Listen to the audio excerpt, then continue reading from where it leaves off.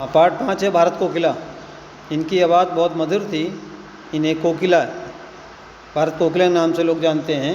ये बड़ा मीठा बोलती थी, देखिए उन्हीं के बारे में ये कहानी है और पढ़ते हैं इसमें। देखिए क्या है।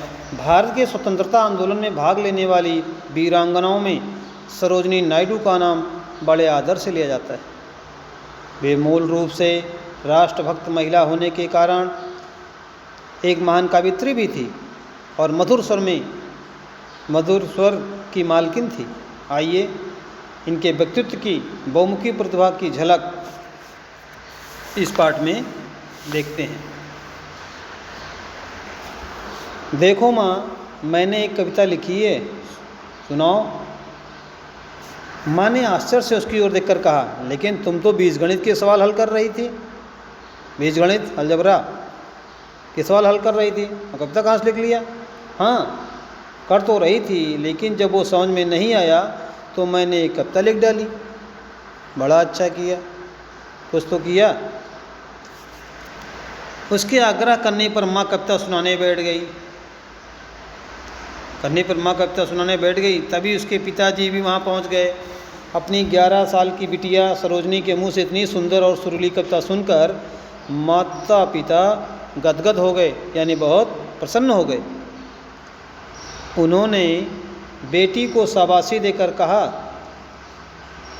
तू तो गाने वाली चिड़िया जैसी लगती है, बिल्कुल कोयल जैसी। जैसे कोयल गाना गाती है मधुर मधुर, वैसे तू गा रही मधुर मधुर कविता।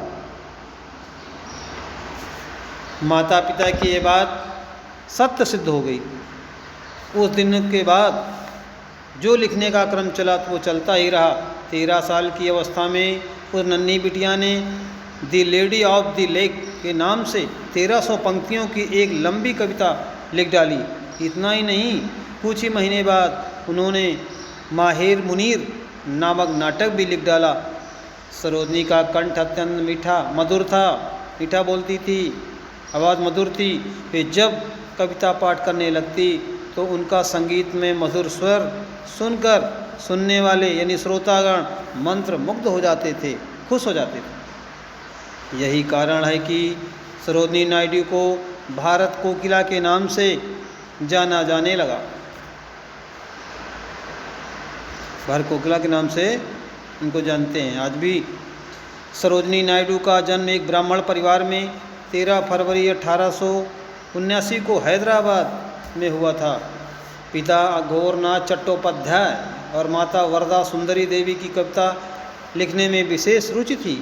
इस प्रकार हम कह सकते हैं कि सरोजिनी ने काव्य लेखन की प्रतिभा अपने माता पिता से ही विरासत में पाई थी,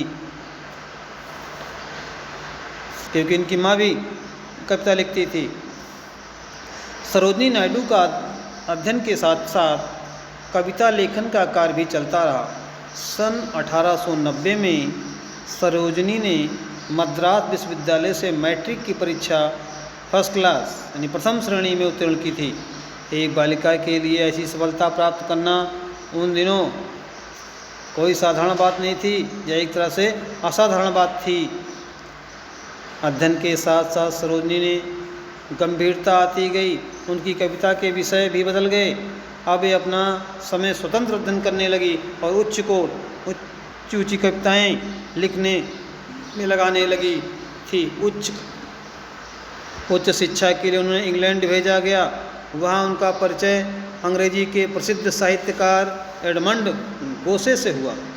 उन्होंने सरोजिनी की कविता लिखने की क्षमता और रुचि को देखकर उन्हें भारतीय समाज को ध्यान में रखकर कविता लिखने का सुझाव दिया। फलस्वरूप यानी इसके पश्चात सरोजिनी नायडू ने 3 कविता संग्रह प्रकाशित किए। द गोल्डन थ्रेशोल्ड पहला है, दूसरा है द ब्रोकन विंग और तीसरी है द सेप्टेंट फ्लूट। ये इनके 3 कविता संग्रह हैं। द गोल्डन थ्रेशोल्ड जब छप कर आया तो इंग्लैंड का साहित्य जगत भी उसको पढ़कर आश्चर्यचकित रह गया। वहाँ के साहित्यकारों और समाचार पत्रों ने एक स्वर से उनकी प्रशंसा की। भारत ने भी इस सफलता पर सरोजिनी नायडू की बहुत बहुत सराहना की।